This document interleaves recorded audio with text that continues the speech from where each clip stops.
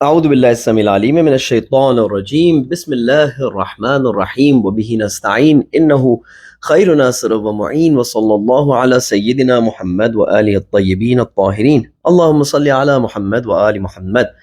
عزیزان گرامی، سامعین محترم، کاروان عطرت، السلام علیکم ورحمۃ اللہ وبرکاتہ۔ امید ہے کہ آپ کا سفر اس منزل مقصود کے جانب کی جسے پروردگار متعال نے قرآن مجید میں عبادت کا عنوان دیا اور فرمایا وما خلقت الجن والانس الا لیعبدون جاری ہوگا۔ امید ہے کہ آپ خیر و عافیت و صحت و سلامتی و شادابی کے ساتھ اس سفر کو طے کر رہے ہوں گے۔ امید ہے کہ آپ کی زندگی کا ہر پل اسی مقصد میں خرچ ہو رہا ہوگا، اسی چیز کے لیے استعمال ہو رہا ہوگا کہ جس چیز کے لیے، جس مقصد کے لیے پروردگار متعال نے اس پل کو عطا فرمایا ہے۔ عزیزان گرامی، شرح و ترجمہ دعائے کمیل کے ساتھ ایک بار پھر آپ کی خدمت میں حاضر ہیں۔ یہ ہمارا چوتھا سیشن ہے۔ آپ کا شکریہ ادا کرتے ہیں کہ آپ نے اس محفل کا انتخاب کیا اور اہل بیت علیہم السلام کے ہم صحبت ہونے کو اختیار کیا۔ عزیزان گرامی، ہم صحبتی ایک کیمیا کے مانند ہے۔ کیمیا جسے کیمسٹری بھی اس وقت ہم جو کیمسٹری کا لفظ استعمال کرتے ہیں اس کا روٹ کیمیا میں ہے۔ تو پرانے زمانے کے جو کیمسٹ ہوا کرتے تھے، خاص کر کے مسلمان کیمسٹ جو ہوا کرتے تھے، وہ ایک ایسے مادے کی تلاش میں تھے، وہ ایک ایسے عنصر کی تلاش میں تھے کہ جس کی وجہ سے ہر چیز سونے میں تبدیل ہو جائے۔ بہرحال ان کی کاوش صحیح تھی یا غلط تھی، انہیں وہ چیز حاصل ہوئی یا نہ ہوئی، اہل بیت علیہ السلام کی ہم صحبتی، اللہ سبحانہ و تعالیٰ کی ہم صحبتی اور اوورال ہم صحبت ہونا، کسی نیک شخص کے اور کسی اچھی صحبت میں بیٹھنا، یہ وہ کیمیا ہے کہ جو انسان کو سونے میں تبدیل کر دیتا ہے۔ انسان کے پاس اپنے آپ کو بہتر بنانے کے دو راستے ہیں، یا تو ایک ایک چیز کو اپنے فکس کرے، ایک ایک مسئلے کو اپنے حل کرے، ایک ایک اپنے پرابلم کو سلجھائے جس میں زمانہ نکل جاتا ہے، ٹائم نکل جاتا ہے، اور سب میں یا شاید کسی میں بھی اتنی انرجی نہ ہو کہ وہ اس کام کو انجام دے سکے۔ دوسرا راستہ عزیزان گرامی یہ ہے کہ ایک ایسے شخص کی صحبت اختیار کرے، ایک ایسے شخص کے گفتگو میں بیٹھے کہ جس کی گفتگو کی وجہ سے اس کا زاویہ دید تبدیل ہو، اس کی جہان بینی میں فرق آئے، وہ جس طرح سے چیزوں کو دیکھتا ہے اس میں فرق آئے۔ جب یہ ہوگا تو اس کے ذہن کے فلٹرز تبدیل ہوں گے، اب وہ دوسری نگاہ سے چیزوں کو دیکھے گا، اب وہ دوسری جہت سے چیزوں کو اینالائز کرے گا، اور اسی طرح اس کے اعمال و رفتار میں بھی فرق آئے گا۔ یہ ہوتا ہے ہم صحبتی کا اثر، یہ ہوتا ہے کسی کی دوستی کا نتیجہ۔ ہم نے 12 قرآن مجید کی اس آیت کے بارے میں بھی آپ کو بتایا کہ جس میں اللہ سبحانہ و تعالیٰ فرماتا ہے کہ قیامت کے دن کچھ لوگ افسوس کریں گے کہ کاش ہم نے فلاں کو دوست اپنا نہیں بنایا ہوتا۔ ہمارے کون ہیں دوست عزیزان گرامی؟ کچھ تو اشخاص ہیں جو انسان ہیں اور ہمیں نہیں پتہ کہ انہوں نے اپنی تربیت کہاں سے حاصل کی ہے، ہمیں نہیں پتہ کہ ان کے معیارات کے بیسس کہاں پر ہیں، اور دوسرے ہمارے دوست میڈیا ہے، موویز ہیں، سیریز ہیں، اور یہ ہماری تربیت گاہیں بن چکی ہیں۔ افسوس کے ساتھ یہ وہ جگہ ہیں جہاں پر ہم اپنے زندگی کا میجورٹی ٹائم گزارتے ہیں اور یہاں سے تربیت حاصل کرتے ہیں۔ ہماری کاوش یہ ہے کہ اس کو تبدیل کیا جائے۔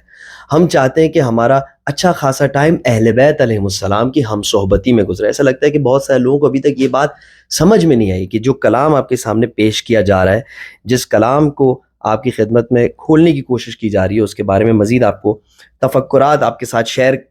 کرنے کی کوشش کی جا رہی ہے، یہ اہل بیت علیہ السلام کا کلام ہے۔ اگر ہمیں اہل بیت علیہ السلام کے مزار سے، ذریع سے، نشانیوں سے اگر ہمیں عقیدت اور پیار ہے تو ان کے کلام سے پیار کی ہماری کوئی انتہا نہیں ہونی چاہیے، اور اس پیار کی نشانی یہ ہونی چاہیے کہ ہم ان کے کلام کو توجہ دیں۔ ایسے کیسے ہو سکتا ہے کہ ہم ان کے کلام سے غافل ہوں، اور اگر کوئی اس محفل کو برقرار کرے کہ جس میں ان کے کلام کا تذکرہ ہو تو اس میں بھی ہم شامل نہ ہونا چاہیں، اور اس طرف سے ہم اہل بیت علیہ السلام کی محبت کا دعویٰ کرتے رہیں۔ یہ تو دنیا میں بہت ہوا ہے، بہت سے لوگوں نے محبت کے دعوے کرتے ہوئے محبت کے دعوے کے تقاضوں کو پورا نہیں کیا۔ اللہ ہمیں ان میں سے قرار نہ دے، اللہ سبحانہ و تعالیٰ ہمیں ان میں سے قرار دے جنہوں نے اہل بیت علیہ السلام کے کلمات کا حق ادا کیا۔ عزیزان گرامی، پچھلے سیشن میں آپ کی خدمت میں عرض کیا ان جملات کے حوالے سے جن میں ہم اللہ سبحانہ و تعالیٰ سے درخواست کرتے ہیں کہ پروردگار ہمارے خاص قسم کے گناہ کو معاف فرما دے۔ ہم نے عرض کیا کہ یا اللہ ہمارے ان گناہوں کو معاف فرما دے کہ جن کی وجہ سے عصمت کے پردے چاک ہو جاتے ہیں، یا ان گناہوں کو معاف فرما دے کہ جن کی وجہ سے جو عذاب تو نے روکا ہوتا ہے وہ عذاب ہم پہ نازل ہو جاتا ہے۔ ہم نے ان گناہوں سے معافی مانگی کہ جن کی وجہ سے نعمتیں تبدیل ہو جاتی ہیں، اور نعمتیں تبدیل ہونے کے مختلف مراحل بھی آپ کی خدمت میں عرض کیے۔ ہم نے یہ بھی اللہ سبحانہ و تعالیٰ سے عرض کیا کہ پروردگار ہمارے ان گناہوں کو معاف کر دے جن کی وجہ سے ہماری دعا محبوس ہو جاتی ہے۔ اب یا تو یہ دعا ہماری تجھ تک نہیں پہنچتی یا ہمارے سینے میں محبوس ہو جاتی ہے، اس پر بھی ہم نے ایک تفصیلی گفتگو آپ کی خدمت میں پیش کی۔ اس کے بعد ہم نے عرض کیا پروردگار ہمارے ان گناہوں کو معاف فرما دے کہ جن کی وجہ سے ہماری آرزو، ہماری امید ختم ہو جاتی ہے۔ ڈپریشن کے حوالے سے ہم نے آپ کی خدمت میں بہت اہم گفتگو کی۔ ہم نے یہ بھی آپ سے عرض کیا کہ پروردگار متعال قرآن مجید میں ڈپریشن کے حوالے سے کیا فرماتا ہے۔ اگر کوئی چاہے تو اس آڈیو کو ضرور سنیں، یعنی آڈیو نمبر 3 شرح و ترجمہ دعائے کمیل نمبر 3 میں ہم نے ان تمام موضوعات پر گفتگو کی۔ پھر ہم نے عرض کیا کہ پروردگار ہمارے ان گناہوں کو معاف کر دے کہ جن کی وجہ سے ہم پر بلائیں نازل ہوتی ہیں، اور پھر عرض کیا کہ پروردگار ہمارے تمام گناہوں کو معاف کر دے، A to Z تمام گناہوں کو بخش دے اور ہماری تمام خطاؤں کو معاف فرما دے۔ خوب، اب عزیزان گرامی، ہم دعا کے اس سیشن میں جن جملات کو آپ کی خدمت میں پیش کرنے والے ہیں، جن جملات کا مطالعہ کر کے ان پہ غور و فکر کرنے والے ہیں، ان کو آپ کے سامنے پیش کرتے ہیں۔ جن جملات کی میں قرأت کر رہا ہوں ان کا ترجمہ میں آپ کی خدمت میں پیش کروں گا، اور انشاءاللہ پھر ان جملات کے متعلق جو گفتگو ہے اس کو آغاز کریں گے۔ ہم پروردگار متعال کے بارگاہ میں عرض کرتے ہیں کہ اللہم انی اتقرب الیک بذکرک، پروردگارہ میں تیری قربت حاصل کرنا چاہ رہا ہوں، اور اس قربت کو حاصل کرنے کے لیے میں تیری ذکر کی مدد لے رہا ہوں۔ اب یہاں پر اس جملے میں ہم نے پروردگار متعال سے قربت کا بھی معنی سمجھنا ہوگا کہ کیا مطلب، پروردگار متعال سے نزدیکی کا مطلب کیا ہے، اور اس کے ساتھ ساتھ ہمیں ذکر کا بھی مطلب سمجھنا ہوگا کہ جب ہم کہہ رہے ہیں کہ پروردگار میں تیرے ذکر کی مدد لیتا ہوں تو اس سے کیا مراد ہے۔ اس کے بعد ہم عرض کرتے ہیں کہ وَاسْتَشْفَعُ بِكَ إِلَىٰ نَفْسِكَ، پروردگار اس قربت کو حاصل کرنے کے لیے، تجھ سے نزدیک ہونے کے لیے میں نے ایک ذات کو تیرے بارگاہ میں سفارش کے لیے پیش کیا ہے، اور وہ ذات ہے تیری اپنی ذات، یعنی میں تیری اپنی ذات کو تیرے سامنے سفارش کے لیے اور شفاعت کے لیے پیش کرتا ہوں۔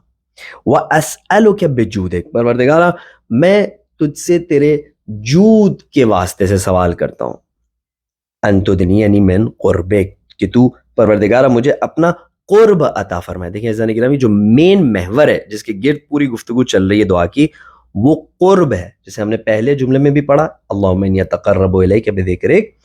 اور ان تدنینی من قربک، یعنی یہ ایک اوورال مفہوم ہے۔ اگر براڈر کانٹیکسٹ میں ہم ان جملات پر غور کریں اور اگر ان جملات کا کنیکشن ہم آپس میں برقرار کر سکیں تو ہمیں قرب الہی کے جانب بہت ساری ایسی ہدایتیں ملیں گی جس سے ہم شاید اب تک غافل تھے۔ وَأَن تُوزِعَنِي شُكْرَكَ، پروردگارہ مجھے مستقل طور پر تیرا شکر ادا کرنے کی توفیق عطا فرما۔ وَأَن تُلْهِمَنِي ذِكْرَكَ، پروردگارہ اپنے ذکر کو میرے قلب پر الہام فرما۔ دیکھیں عزیزان گرامی، یہاں پر بھی ذکر کا لفظ آ رہا ہے، اور اگر آپ کو یاد ہو تو جس جملے سے ہم نے شروع کیا اللہم انی اتقرب الیک بذکرک، اس میں بھی ذکر کا لفظ آیا تھا، یعنی گفتگو ابھی تک قرب اور ذکر کے محور پر گھوم رہی ہے۔ اللہم انی اسألک سؤال خاضع متدلل خاشع، پروردگارہ میرا تجھ سے مانگنے کا انداز ایک جھک کر تواضع اور ذلت اور خوف کے ساتھ مانگنے والے کا انداز ہے۔ ان تسامحنی، اس امید سے کہ تو میرے ساتھ مسامحہ فرمائے، میری خطاؤں کو معاف کر دے، یعنی میرے حساب کتاب میں مجھ پر ہلکا ہاتھ رکھے اور بہت زیادہ گہرائی سے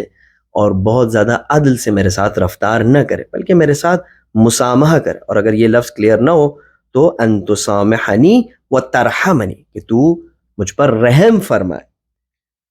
و تجعلنی بقسمک راضیا قانعا، اور تو مجھے جو کچھ تو نے مجھے نوازا ہے اس پر راضی اور قانع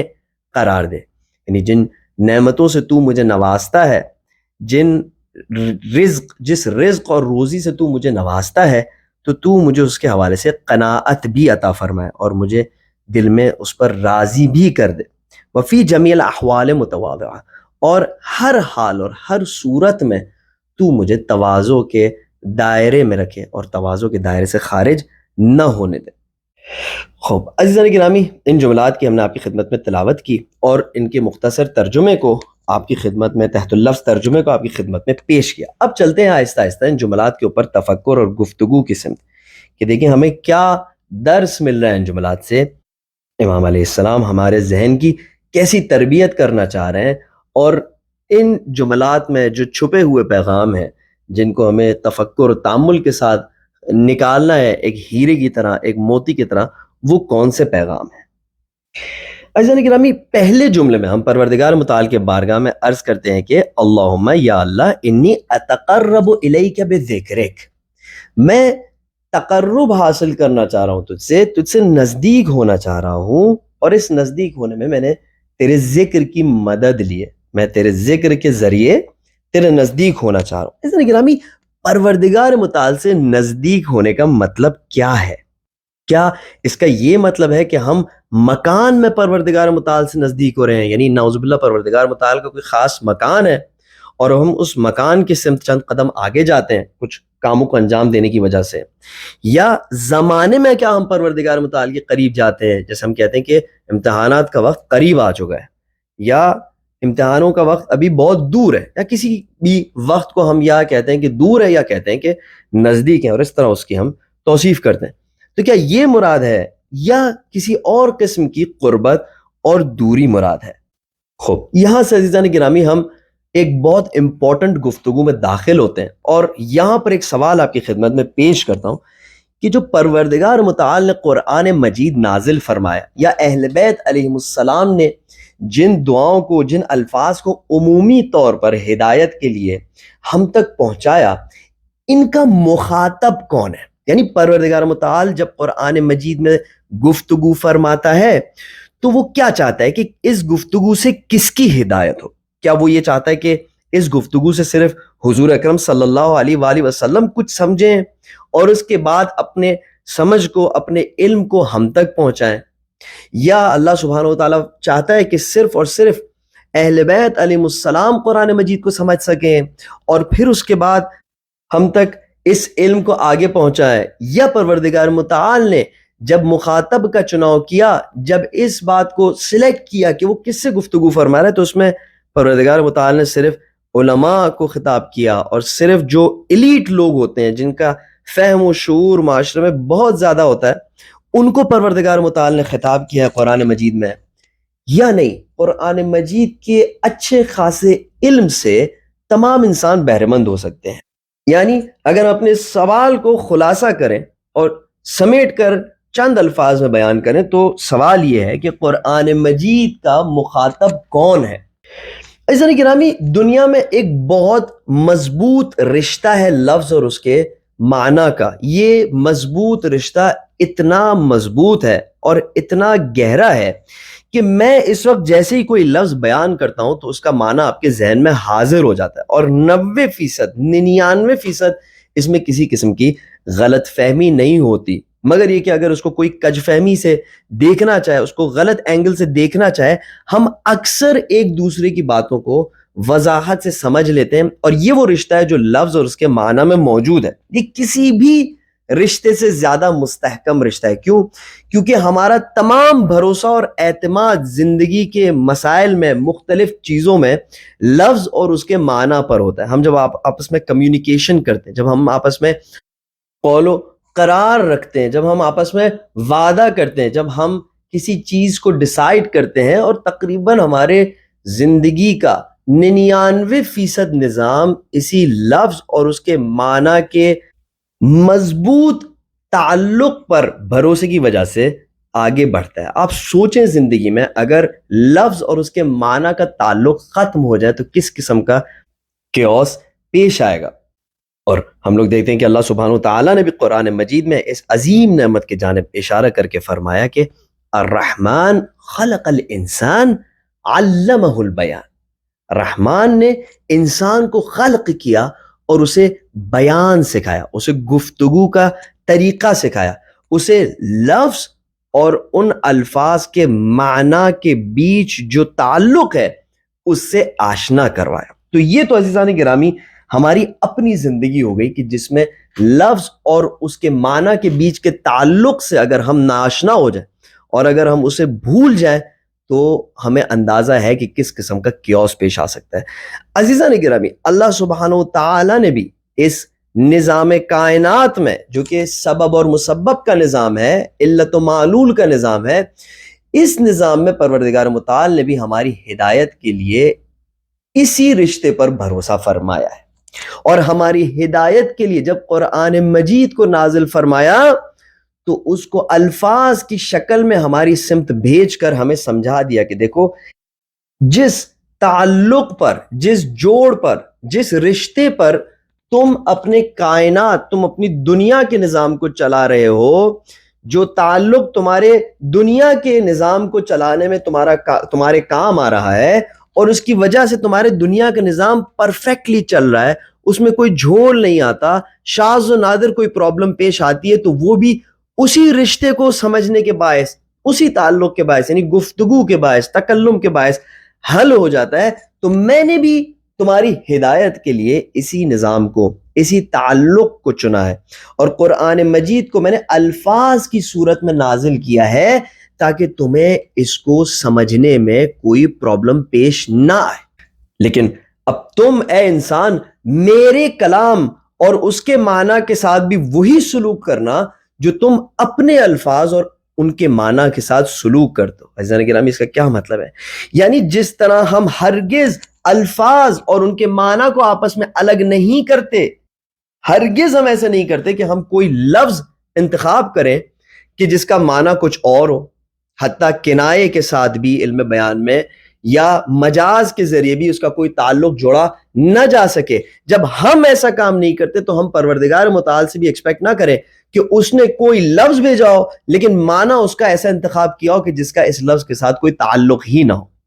ہم جس طرح اپنی گفتگو میں، اپنے کام کاج میں، دنیا کے 99% نظام میں اپنے الفاظ اور ان کے معنی کے رشتے پر بھروسہ کرتے ہیں، تو اے انسان تم یہ نہ کرنا کہ اپنے معاملات میں تو بھروسہ کرو، لیکن میرے معاملے میں جب قرآن مجید کی بات آئے اور جب میں تمہیں صاف صاف اور شفاف الفاظ بیان کر کے ان کے معنی کو تمہارے دل میں لانا چاہتا ہوں، تو تم وہاں پر لفظ اور معنی کے بیچ کے رشتے کو انکار کر دو۔ عزیزان گرامی، اگر بات مشکل ہو تو مثال کے ذریعے میں آپ کی خدمت میں واضح کرتا ہوں کہ جب پروردگار متعال نے قرآن مجید میں مثال کے طور پر فرمایا شہر رمضان الذی انزل فیہ القرآن، ماہ رمضان وہ مہینہ ہے کہ جس کے اندر قرآن مجید نازل کیا گیا۔ اب میں اگر کہوں کہ اس کا ترجمہ یہ ہے، نعوذ باللہ، کہ ماہ رجب وہ مہینہ ہے کہ جس میں قرآن مجید نازل کیا گیا، تو آپ مجھ سے اتفاق کریں گے، آپ کہیں گے کہ تم نے لفظ اور اس کے معنی کا رشتہ توڑ دیا۔ شہر رمضان کا مطلب ماہ رجب نہیں ہے، شہر رمضان کا مطلب ماہ رمضان ہے۔ تو جس طرح یہاں پر ہمیں واضح طور پر یہ جوڑ، یہ رشتہ سمجھ میں آتا ہے، اور اگر کسی نے شہر رمضان کو ماہ رجب میں ترجمہ کر دیا تو ہم ضرور اس پر اعتراض کریں گے۔ تو باقی جو آیت ہے کہ جس میں اللہ سبحانہ و تعالیٰ فرماتا ہے ہدی للناس وبینات من الہدی والفرقان، کہ یہ قرآن ناس، عام لوگوں کے لیے ہدایت ہے، اور اس میں ہدایت اور حق و باطل کے امتیاز کی واضح نشانیاں موجود ہیں۔ تو ہم اب یہاں پر اگر کہیں کہ نہیں یہ تو ہمارے لیے نہیں ہے، یہ تو عوام کے لیے نہیں ہے، یہ تو انسانوں کے لیے نہیں، یہ خاص لوگوں کے لیے اور اسے صرف خاص لوگ سمجھ سکتے ہیں، تو یہاں پر ہمیں ضرور اپنے آپ پر نظر ثانی کرنی ہوگی اور اپنے معیار کو دیکھنا ہوگا کہ جب ہم آپس میں گفتگو کرتے ہیں، ہم آپس میں ڈسکشن کرتے ہیں، تو لفظ اور اس کے معنی کے رشتے کے احترام کا قائل ہے،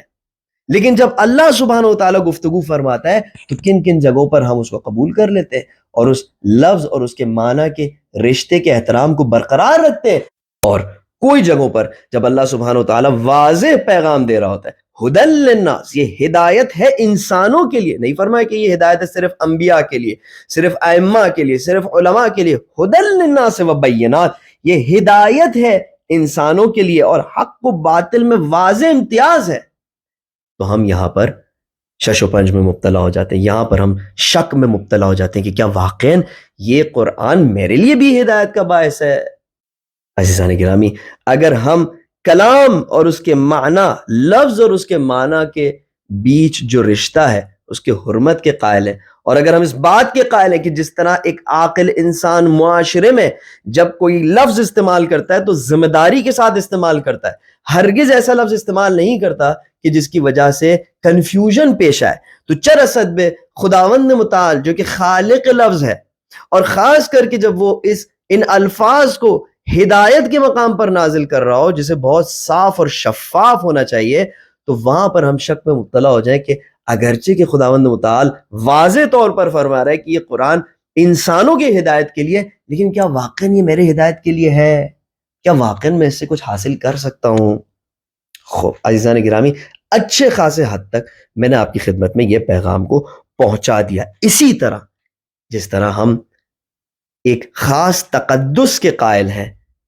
اللہ سبحانہ و تعالیٰ کے الفاظ اور ان کے معانی کے بیچ کے رشتے کے، کہ یہ ایسے ویسے رشتے نہیں ہیں، نعوذ باللہ،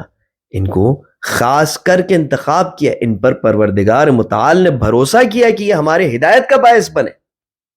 اسی طرح اہل بیت علیہ السلام جب الفاظ کو انتخاب فرماتے ہیں، جب دعاؤں کو ہمارے لیے تحفے کی صورت میں بھیجتے ہیں، تو وہ بھی ایسے الفاظ استعمال فرماتے ہیں کہ جن کی وجہ سے ہمیں واضح اور صاف اور شفاف ہدایت ہو۔ عزیزان گرامی، اگر ایسا نہ ہو تو پروردگار متعال اور اہل بیت علیہ السلام کی حکمت کے اوپر سوال اٹھے کہ ایک عام انسان بھی جب کسی کی ہدایت کرنا چاہتا ہے، اگر آپ بھی کسی کو انسٹرکشن دینا چاہتے ہیں، کوئی آپ سے ایڈریس پوچھ لے، کچھ بھی سوال کر لے، تو آپ کوشش کرتے ہیں کہ واضح اور صاف اور شفاف الفاظ میں اسے ایڈریس دے،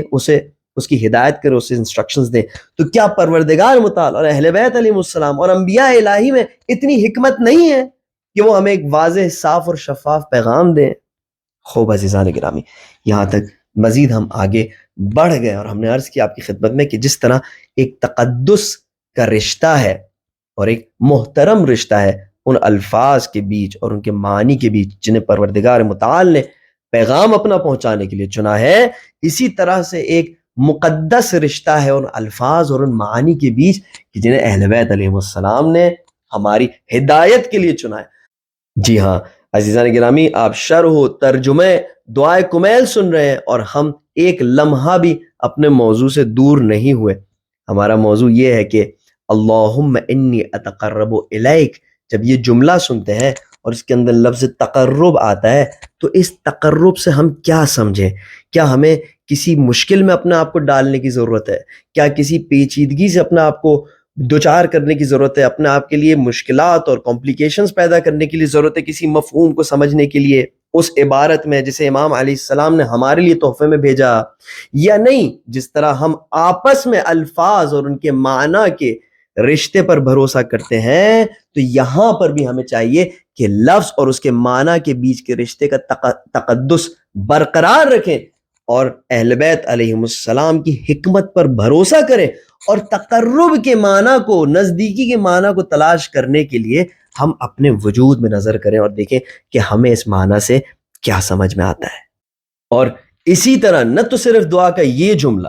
اور یہ لفظ، بلکہ تمام وہ دعائیں صحیفہ سجادیہ کی ہو، چاہے قرآن مجید کی آیات ہو، سب سے پہلے جب اللہ سبحانہ وتعالی نے فرما دیا ھدی للناس وبینات من الہدی والفرقان، تو سب سے پہلے جب ہم قرآن مجید کی آیت کو پڑھیں تو یہ دیکھیں کہ اس آیت سے یا اس کے ترجمے سے ہمیں کیا سمجھ میں آ رہا ہے، ہم کیا پیغام اٹھا سک رہے ہیں، اور اس کے بعد ہم کوشش کریں کہ اس پیغام کو ویریفائی کریں اور اس پیغام کو مزید ان لوگوں سے پوچھے جا کر کہ جو صاحبان علم ہے، اور یہ نہ ہو کہ ہمارا کوئی تعلق کتاب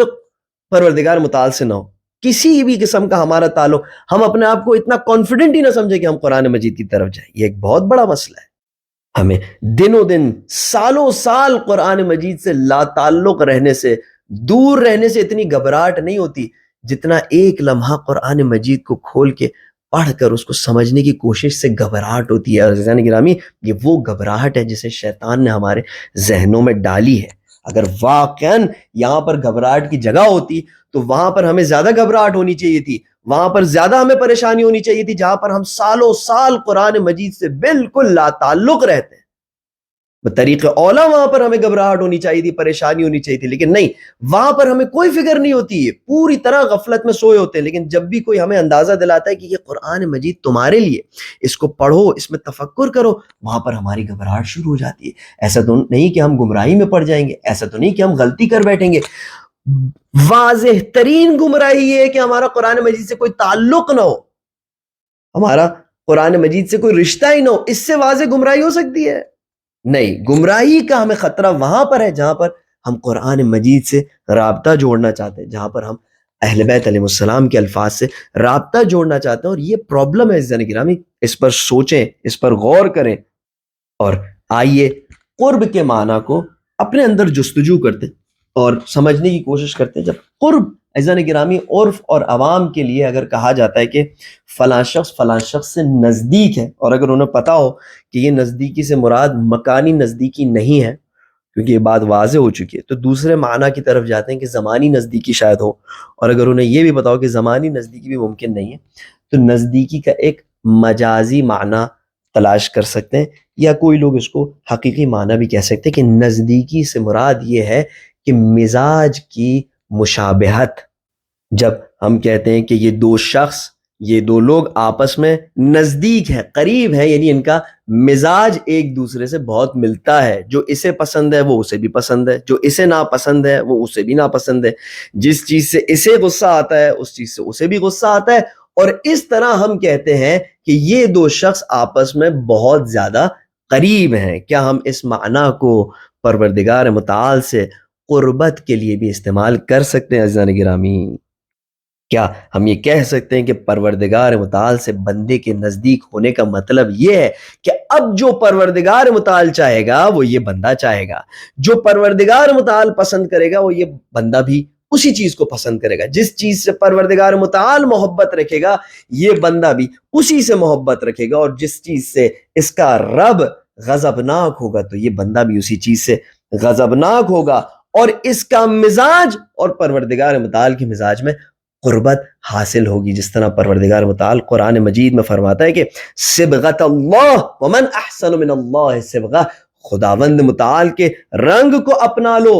اور خداوند متعال کے رنگ سے زیادہ بہتر رنگ کس کا ہے؟ کون سا رنگ ہے، کون سا مزاج ہے جو اس کے مزاج سے زیادہ بہتر ہو؟ تو عزیزان گرامی ہم دیکھتے ہیں کہ تمام تر زندگی ہم اللہ سبحانہ و تعالیٰ کی پسند کو زبردستی انجام دینے کی کوشش میں مصروف ہوتے ہیں، اللہ سبحانہ و تعالیٰ کے ناپسند سے زبردستی اپنے آپ کو دور رکھنے کی کوشش کرتے ہیں. ہماری زندگی اس کی ناپسند کو ترک کرنے کی محنت میں گزر جاتی ہے، اور ہماری زندگی پروردگار متعال کو جو پسند ہے اسے حاصل کرنے کی محنت میں گزر جاتی ہے. جب عزیزان گرامی دو لوگوں کا مزاج آپس میں ملتا ہو، جب بندے اور خدا کے بیچ قربت حاصل ہو، اور دونوں کی پسند اور ناپسند میں مشابہت آ جائے،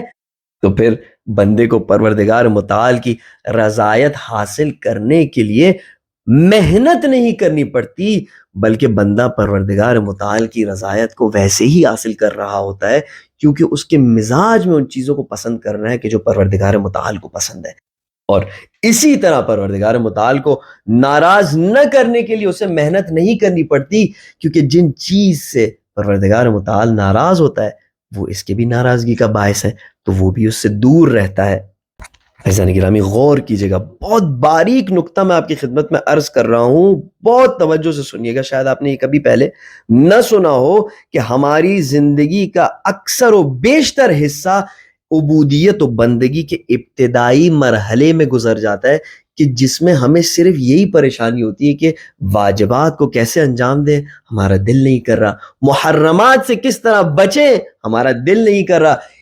اسی بات پر ہماری زندگی گزر جاتی ہے، ہمارے نسلوں کی زندگی اسی پر گزر جاتی ہے. لہٰذا ہم اسی کوئی بندگی کا ٹاپ لیول فرض کر کے بیٹھ جاتے ہیں، اور ہم سمجھتے ہیں کہ اس کے علاوہ تو بندگی کے میں کوئی گنجائش اور راستہ ہی نہیں ہے. گویا کہ بندگی کا اعلیٰ ترین درجہ یہ ہے کہ انسان ہمیشہ اس بات سے پریشان ہو کہ اسے حرام کام انجام دینے کا دل کر رہا ہے اور اسے اپنے آپ کو بچانا پڑ رہا ہے، اور واجب کام اس کو انجام کرنے کا دل نہیں کر رہا اور اس کو اپنے آپ کو فورس کرنا پڑ رہا ہے. عزیزان گرامی یہ ہے وہ بندگی کا معیار. اگر ایک انجینئر ساری زندگی اپنے اوزار ہی تلاش کرتا رہے تو کیا کبھی وہ زندگی میں انجینئرنگ کے حوالے سے کوئی کمال حاصل کر سکے گا؟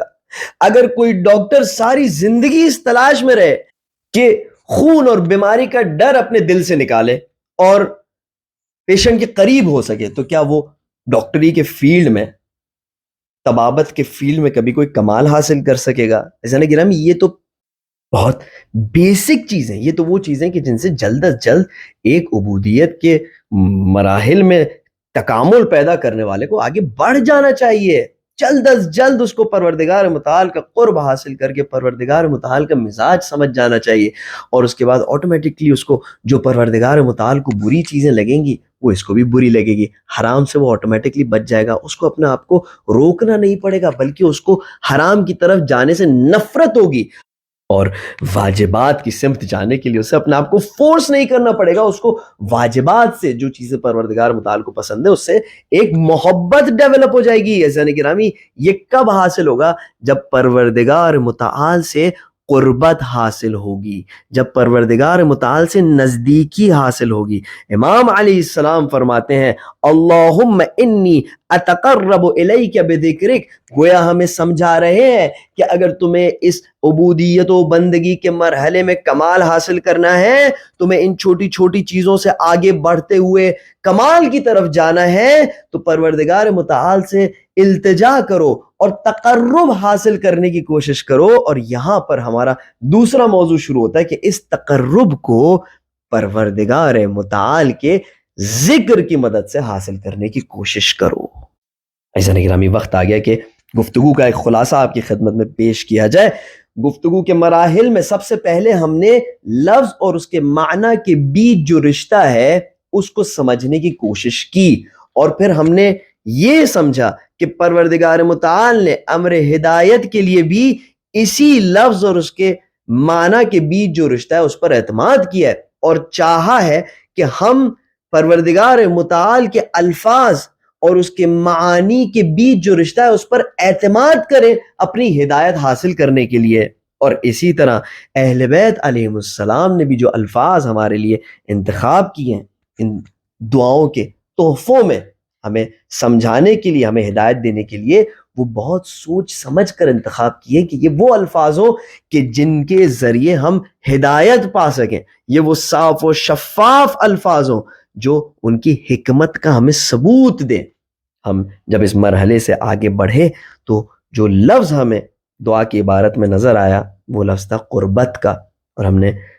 یہ سوچ لیا کہ اب اس قربت کے مفہوم کو سمجھنے کے لیے ہم اپنے وجدان پر رجوع کریں گے، ہم اپنے اندر ریفلیکٹ کرنے کی کوشش کریں گے اور اپنے اندر سے اس معنی کو تلاش کریں گے کہ جب امام علیہ السلام فرما رہے ہیں کہ قربت حاصل کرنا ہے مجھے تجھ سے پروردگار، تو اس کا کیا مطلب ہو سکتا ہے. اور ہم نے نتیجہ لیا کہ مختلف وجوہات کی بنا پر یہ قربت مکانی قربت نہیں ہو سکتی، زمانی قربت نہیں ہو سکتی، بلکہ یہ قربت اس مزاج میں شباہت ہے کہ جو دو لوگوں کے بیچ میں برقرار ہوتی ہے. جب دو لوگ آپس میں قریب ہوتے ہیں تو ایک دوسرے کی پسند کو پسند کرتے ہیں اور ایک دوسرے کی ناپسند کو ناپسند رکھتے ہیں. اسی طرح جب بندہ پروردگار متعال سے قریب ہوتا ہے، اللہم انی اتقرب الیک بذکرک، تو اسے پروردگار متعال کی ناپسند اسے بھی ناپسند لگنے لگتی ہے، اور پروردگار متعال جو پسند کرتا ہے وہ اسے پسند آنے لگتا ہے. لہٰذا عبودیت کے مراحل میں وہ اسی مرحلے میں نہیں پھنس جاتا کہ جس میں اپنے آپ کو مجبور کرے اس چیز کے جانب جو اللہ نے اسے کہا ہو کرنے کو، اور مجبور کرے اس چیز سے دوری کے لیے کہ جس سے پروردگار متعال نے اسے روکا ہو، بلکہ مزاج میں مشابہت کی وجہ سے یہ کام اس کے لیے آسان ہو جائے گا اور اس ابتدائی مرحلے سے اسے ایک پرواز حاصل ہوگی. اب یہاں پہ عزیزان گرامی ایک سوال پیدا ہوتا ہے کہ قرب الہی کو حاصل کرنا کیسے ہے؟ قرب الہی کا شوق تو ہمارے دل میں پیدا ہو گیا، اس کے بینیفٹ سے تو ہم آشنا ہو گئے. بھائی کس کو نہیں پسند ہے کہ پروردگار متعال جو اسے حکم کرے تو وہ شوق سے اسے انجام دے؟ کس کو نہیں پسند کہ پروردگار متعال جب اسے کسی چیز سے روکے تو وہ شوق سے اس چیز سے رک جائے؟ کس کو یہ بات نہیں پسند ہے؟ دیکھیں، ہم نے آپ کی خدمت میں پچھلی ریکارڈنگ میں عرض کیا کہ بندہ جب آتا ہے، ایک شخص جب آتا ہے معصوم کے پاس اور عرض کرتا ہے کہ کس طرح ممکن ہے کہ آپ کا ذہن بھی گناہ کی طرف نہ جائے، تو معصوم علیہ السلام نے بہت زبردست اسے مثال دی اور اسے کہا کہ اس گندگی کی جانب کبھی تمہارا ذہن جاتا ہے؟ کہا نہیں، کیسے ہو سکتا ہے کہ میرا اس کی طرف ذہن جائے؟ کہا ہمارے لیے گناہوں کی بھی برائی اسی طرح واضح ہے، یا دوسرے معنی میں اگر کہا جائے تو ہم مزاج پروردگار متعال سے آگاہ ہیں، اور ہمارے مزاج اور پروردگار متعال کے مزاج میں اتنی مشابہت ہے کہ جو چیز سے وہ ہمیں روکتا ہے اس کی برائی کو ہم سمجھتے ہیں، اس کی برائی کو ہم دیکھتے ہیں، اور ہم بھی اس سے متنفر ہوتے ہیں، اور جس چیز پر وہ ہمیں حکم کرتا ہے کہ اس چیز کو انجام دو، ہم اس کی اچھائی کو سمجھتے ہیں، لہٰذا وہ مراحل جو تمہارے لیے بہت کٹھن ہوتے ہیں وہ ہمارے لیے آسان ہو جاتے ہیں۔ تم ہمیشہ زندگی کے انہی ابتدائی مراحل میں، بندگی کے انہی ابتدائی مراحل میں گھوم رہے ہوتے کہ جس میں اپنے آپ کو مجبور کرتے ہو پروردگار متعال کے کہنے کو ماننے پر۔ بہرحال اب جب ہمیں پتہ چل گیا کہ قرب الہی کی کیا فضیلت ہے اور کیا بینیفٹس ہے، تو قرب الہی کو حاصل کیسے کیا جائے، تو امام علیہ السلام اسی جملے میں اس بات کو بیان فرماتے ہیں کہ اللہم انی اتقرب الیک بذکرک، پروردگارہ اس تقرب کو حاصل کرنے کے لیے جس چیز کا میں نے سہارا لیا ہے وہ تیرا ذکر ہے۔ عزیزان گرامی، ذکر کا مطلب یہ ہے کہ کسی کو یاد کرنا، کسی کو یاد رکھنا۔ اب جب ہم کہتے ہیں مثلا کہ آپ کا فلاں محفل میں تذکرہ ہوا تھا، یعنی ہم نے آپ کو اس محفل میں یاد کیا۔ اب یہاں پر ہم پروردگار متعال کے بارگاہ میں عرض کر رہے ہیں کہ پروردگارہ تیری تقرب کو حاصل کرنے کے لیے ہم تیری یاد کی مدد لے رہے ہیں، ہم تیرے ذکر سے مدد لے رہے ہیں۔ عزیزان گرامی، یہاں پر آپ کی خدمت میں عرض کر رہا ہوں کہ ذکر اور قرآن مجید کے بیچ ایک بہت ہی گہرا رشتہ ہے۔ اس گہرے رشتے کو سمجھنے کے لیے ایک چھوٹا سا مقدمہ آپ کی خدمت میں پیش کرنا ہوگا کہ جس کو اگر ہم نے سمجھ لیا تو آگے بھی جا کے بہت سارے دوسرے مسائل ہمارے لیے سمجھنا آسان ہو جائیں گے۔ ایک گفتگو ہے کہ مفہوم اور مصداق سے کیا مراد ہے۔ خوب، اس میں عزیزان گرامی کوئی ایسی پیچیدہ بات نہیں ہے۔ مفہوم ایک جنرلائز آئیڈیا ہوتا ہے ہر چیز کا، یعنی ایک لفظ جو ہوتا ہے اس کا کوئی ڈیفینیشن اگر ہم پیش کریں یا اس کا جنرلائز آئیڈیا ہم پیش کریں تو اسے کہا جاتا ہے مفہوم۔ بہت سمپل طور پر اگر کوئی آپ سے پوچھے کہ نبوت کا کیا مفہوم ہے تو آپ کہیں گے کہ یہ پروردگار متعال کی زمین پر خلافت ہے، مثلا بہت ہی سادہ الفاظ میں اگر ہم اس بات کو بیان کرنا چاہیں صرف بات کو سمجھنے کے لیے۔ یا اگر کوئی ہم سے پوچھے کہ امامت کا مفہوم کیا ہے تو ہم کہیں گے کہ نبوت کی جانشینی، نبوت کے بعد خلافت کا جو سلسلہ ہے اسے ہم امامت کہتے ہیں، مثال کے طور پر۔ اب اگر ہم سے کوئی پوچھے کہ ٹھیک ہے آپ نے نبوت کا بھی مفہوم ہمیں بتا دیا، امامت کا بھی مفہوم ہمیں سمجھا دیا، اب آپ ذرا مصادیق بیان کریں نبوت کی، نبوت کا مصداق بیان کریں یا نبوت کے 4 مصداق بیان کریں، تو ہم کہیں گے نبوت کا پہلا مصداق حضرت آدم، دوسرا حضرت مثلا عیسیٰ علیہ السلام، تیسرے حضرت موسیٰ علیہ السلام، اور چوتھے حضور اکرم صلی اللہ علیہ وآلہ وسلم۔ اور اگر آپ سے کوئی کہے کہ امامت کا مفہوم تو آپ نے واضح کر دیا، ذرا امامت کا ایک مصداق کا تذکرہ کریں، تو ہم کہیں گے مثال کے طور پر امام جعفر الصادق علیہ السلام ایک مصداق ہے امامت کے۔ عزیزان گرامی، یہ ہوتا ہے مفہوم اور مصداق۔ مفہوم ایک جنرلائز آئیڈیا ہوتا ہے، اور مصداق آپ کہہ سکتے ہیں کہ اس کے ایگزامپل جب ہم بیان کرتے ہیں تو وہ مصداق ہوتے ہیں۔ عزیزان گرامی، یہاں پر جو مفہوم آیا ہے وہ ہے ذکر کا مفہوم، یاد کا مفہوم۔ پروردگارہ میں تجھ سے تیرے یاد کے ذریعے قربت حاصل کرنا چاہ رہا ہوں۔ اب ہمیں دیکھنا ہے کہ اس یاد کی کوئی مصداق ہے، یعنی کیا اہل بیت علیہ السلام یا قرآن مجید نے ہمیں اس یاد کی کوئی اگزامپل بھی دی ہے کہ پروردگار متعال کی یاد کی ایک اگزامپل یہ ہے۔ درست ہے عزیزان گرامی؟ خوب، اگر ہم قرآن مجید کی جانب رجوع کرتے ہیں اور قرآن مجید کی آیات کو دیکھتے ہیں تو تقریباً ہمیں 19 آیات ملتی ہیں کہ جس میں واضح، صاف اور شفاف طور پر پروردگار متعال نے فرمایا ہے کہ قرآن میرا ذکر ہے۔ 19 آیتیں، یہ میں نے خود تلاش کی ہیں، شاید کوئی تلاش کرے تو اس سے زیادہ بھی آیت مل جائے، لیکن 19 آیتیں تو تقریباً ہے ہی ہے کہ جس میں واضح طور پر، جن آیات کریمہ میں واضح طور پر پروردگار متعال نے قرآن مجید کو ذکر کے مصداق کے عنوان سے بیان فرمایا اور فرمایا کہ یہ قرآن میرا ذکر ہے۔ ایک آیت جو آپ سب کو یاد ہوگی وہ یہ ہے کہ انا نحن نزلنا الذکر وانا لہ لحافظون، ہم نے ذکر کو نازل کیا ہے اور ہم ہی اس کی حفاظت کریں گے۔ عزیزان گرامی، یہاں پر ایک بہت زبردست لاجیکل کنیکشن بلڈ ہوا ہے۔ اس لاجیکل کنیکشن کو میں آپ کی خدمت میں پیش کرتا ہوں۔ دعا کا جملہ یہ ہے کہ پروردگارا، میں تجھ سے قرب حاصل کرنا چاہ رہا ہوں، اور اس قرب کے حاصل کرنے کے لیے میں تیرے ذکر کی مدد لے رہا ہوں۔ ہم نے قرب کے بھی فوائد کو سمجھ لی کہ قرب کی وجہ سے انسان کے لیے بہت ساری چیزیں جو عبادت کے منزل میں دشوار لگتی ہیں، اسے محنت والی لگتی ہیں، وہ اس کے لیے آسان ہو جاتی ہیں، اور انسان کو مزید بہتر چیلنجز ملتے ہیں، اور وہ عبادت کے منازل میں کمال حاصل کرتا ہے اور آگے بڑھ جاتا ہے۔ اس پر ہم نے تفصیلی گفتگو کی۔ ذکر کا ہم نے آپ کی خدمت میں عرض کیا کہ مفہوم یہ ہے کہ یاد پروردگار متعال کی، اور اس کا مصداق ہم نے آپ کی خدمت میں عرض کیا کہ 19 آیتوں سے کم ہمیں واضح طور پر پتہ چلتا ہے کہ قرآن مجید پروردگار متعال کے ذکر کا مصداق ہے۔ سوال آپ کی خدمت میں عرض ہے عزیزان گرامی، کیا ممکن ہے قرآن مجید سے دور رہ کر پروردگار متعال کے ذکر کو انجام دینا؟ ہم نے آپ کی خدمت میں عرض کیا کہ ذکر کا سب سے مہم مصداق قرآن مجید ہے۔ قرآن مجید کی اپنی زبانی، اس کو مزید آپ کی خدمت میں عرض کریں گے، لیکن کیا ممکن ہے کسی چیز کے سب سے اہم اگزامپل کو چھوڑ کر، کسی چیز کے سب سے مہم مصداق کو چھوڑ کر ہم اس چیز کو حاصل کر سکیں؟ کیا ذکر الہی، یاد الہی بغیر قرآن مجید کے حاصل ہو سکتی ہے؟ دوسرا سوال، جب امام علیہ السلام فرماتے ہیں کہ پروردگارا، میں تیرا قرب تیرے ذکر کی مدد سے حاصل کرنا چاہتا ہوں، تو کیا ہمارے لیے ممکن ہے کہ پروردگار متعال کے